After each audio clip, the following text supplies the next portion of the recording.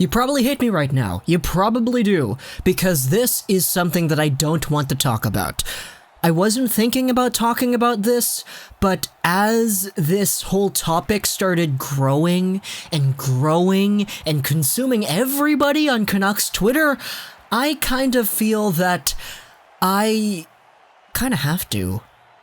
I know it's not an obligation kind of thing. I'm not obligated to make videos about anything if I wanted to, but realistically, this is a hot topic, therefore let's bring it up.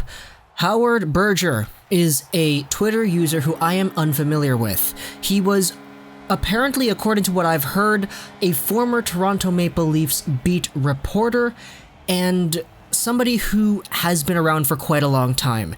He has 11,000 followers on Twitter. He's followed by guys like TSN 1040 in Vancouver. He was followed by Jason Botchford on his Twitter account. Elliot Friedman and Bob McKenzie follow this guy on Twitter.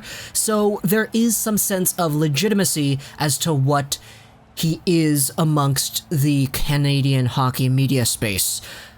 With that being said though, just yesterday, he posted a tweet that sort of went viral amongst Canucks Twitter, despite being a Toronto Maple Leafs-centered beat reporter. The Canucks are considering an offer sheet for Mitch Marner and have talked with the Leafs about a trade involving Marner.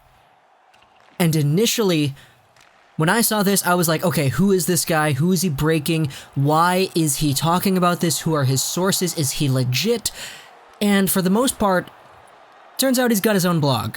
And he posts his articles on the Twitters, and he titles it with titles that I will admit are a little bit clickbaity, and he always links his articles over there, but for the most part, there hasn't necessarily been a whole bunch of quote-unquote breaking news out of this source.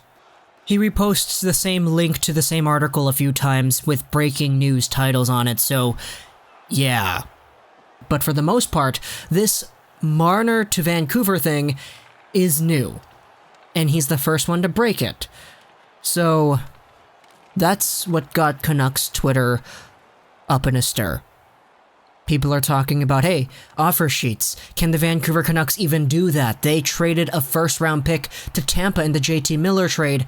Actually, they can do that, because the Canucks have 4 first-round picks within the next 5 years, which would be enough to offer sheet Marner if they were to go to the max tier of offer sheeting capabilities. But obviously, people are saying no, they can't do that, they don't have the cap space. Okay, so what about the second part of Berger's tweet over here? The trade.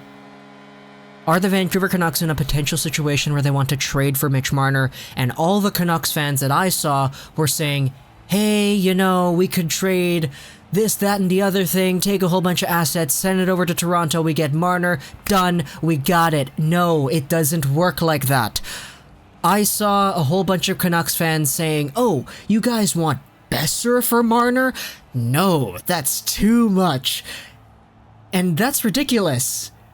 It's absolutely ridiculous. If you take a look at the RFA situation for both of these players, Marner could realistically walk away with $10 million, Besser $7. Sure, Marner costs more, but Marner is the better player than Besser.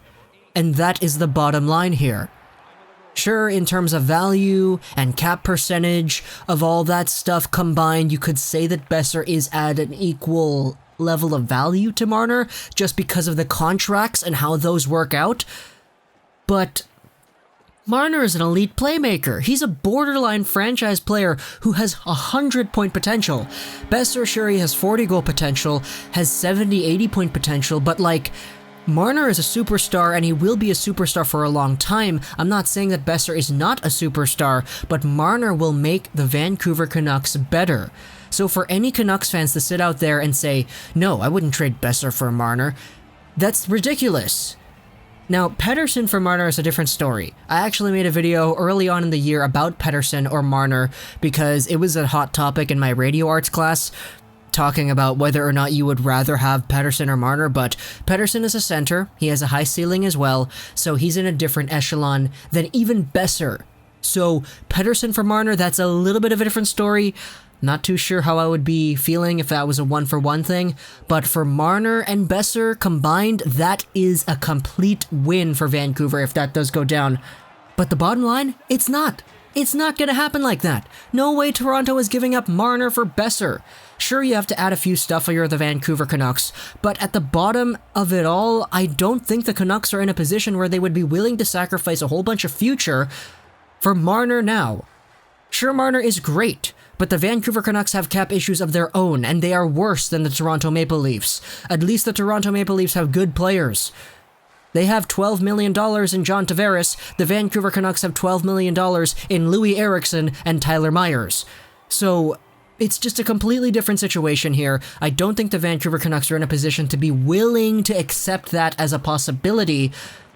Sure, you take a look at the market, but that's only in the anomaly case if Toronto says, yeah, give us Mitch Marner for a second-round pick, which is not going to happen. As I said, an anomaly of a case. So for Vancouver Canucks fans to even consider this as a possibility of truth, I don't think it's legit. Sure, Mr. Berger, you have your sources, you can say whatever you want on Twitter, you're a prominent figure amongst Toronto-based hockey coverage, but I don't bite. And that's why I don't think the Canucks are even in a remote possibility to getting Mitch Marner. Hope you enjoyed this video, Social 99, and bye.